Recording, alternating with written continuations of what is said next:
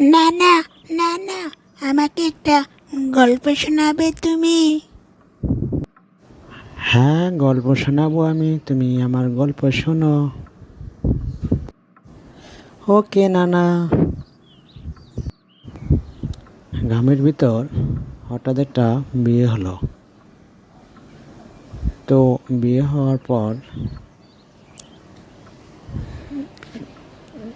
মেয়েকে উঠে নিয়ে গেল। শ্বশুর বাড়ি ছিল একটা ডালিম গাছ। তো দীর্ঘদিন যাচ্ছে, জামাই মনে মনে চিন্তা করতেছে, আচ্ছা আমি তো শ্বশুর বাড়ি যাচ্ছি, আমাকে তো ডালিম দিল না।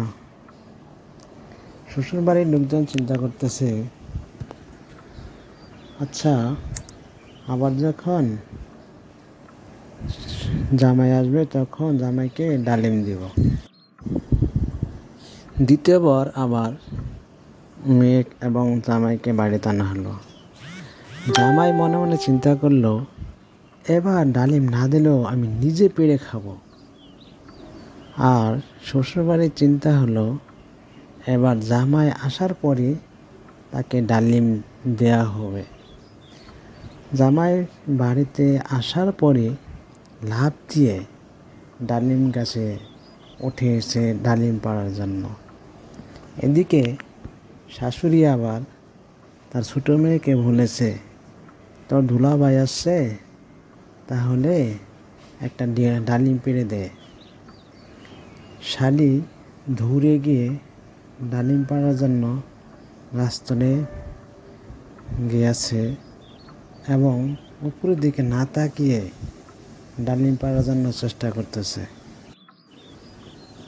এদিকে ডালিম পাড়তে গিয়ে দুলাভাই আবার গাছে উঠেছে, কিন্তু লুঙ্গি কাঁচা না দিয়ে।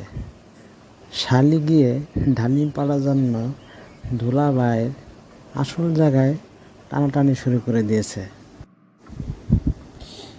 এদিকে দুলাভাই তো উ করতেছে মনে মনে, আর শালি বলতেছে, মা ডালিম তো ছিঁড়তেছে না। মা বলতেছে, তাহলে কাশি নিয়ে কেটে ফেল। দুলাভাই চিন্তা করতেছে, হায় রে কপাল, যদি আমার ডালিমটা ছিঁড়ে নেয় তাহলে তো আমি শেষ হয়ে যাব। হা হা হা হা হা হা হা। অনেক সুন্দর লাগলো নানা তোমার তোমার তোমার গল্পটা।